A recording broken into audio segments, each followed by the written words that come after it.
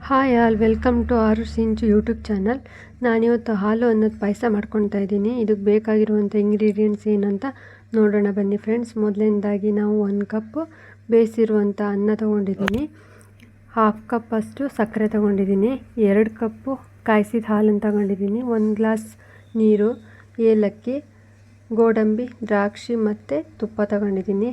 ನಾವೀಗ ಮೊದಲನೇದಾಗಿ ಒಂದು ಪಾತ್ರೆಗೆ ಬೇಯಿಸಿದ ಅನ್ನ ಮತ್ತು 1 ಗ್ಲಾಸ್ ನೀರು ತಗೊಂಡು 2 ಮಿನಿಟ್ಸ್ ಚೆಂದ ಬೇಯಿಸ್ಕೊಳ್ಳೋಣ.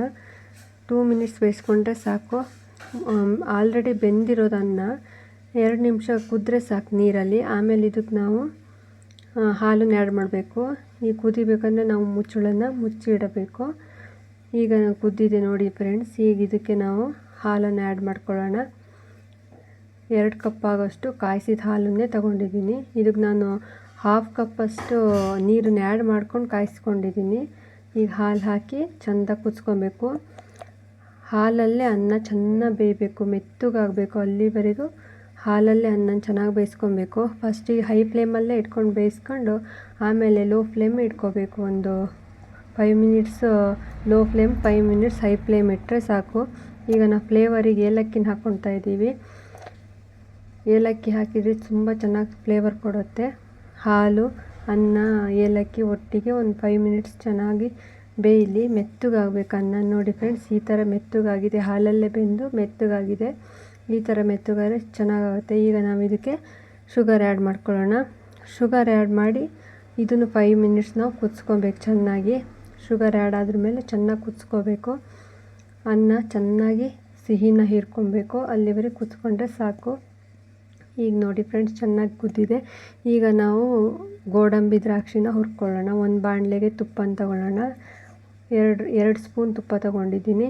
ಇದಕ್ಕೆ ನಾವು ಈಗ ತುಪ್ಪ ಕಾದ ನಂತರ ನಾವು ಗೋಡಂಬಿ, ದ್ರಾಕ್ಷಿ ಹಾಕ್ಕೊಳ್ಳೋಣ.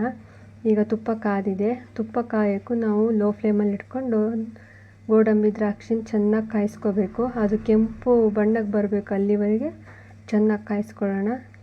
ಈಗ ನೋಡಿ ಕೆಂಪು ಬಣ್ಣ ಬಂದಿದೆ. ಇದನ್ನು ನಾವು ಕುದೀತಿರುವಂಥ ಪಾಯಸಕ್ಕೆ, ಹಾಲು ಅನ್ನದ ಪಾಯಸಕ್ಕೆ ಹಾಕ್ಕೊಳ್ಳೋಣ. ಹಾಕ್ಕೊಂಡು 1 ಮಿನಿಟ್ ಚೆನ್ನಾಗಿ ತಿರ್ಸ್ಕೊಂಡ್ರೆ ಹಾಲು ಅನ್ನದ ಪಾಯಸ ರೆಡಿಯಾಗುತ್ತೆ. ಬೇಗನೆ ಆಗುವಂಥ ಪಾಯಸ, ತುಂಬ ಚೆನ್ನಾಗಿದೆ, ರುಚಿಕರವಾಗೂ ಇದೆ. ನೀವು ಒಂದ್ಸರಿ ಟ್ರೈ ಮಾಡಿ ಫ್ರೆಂಡ್ಸ್.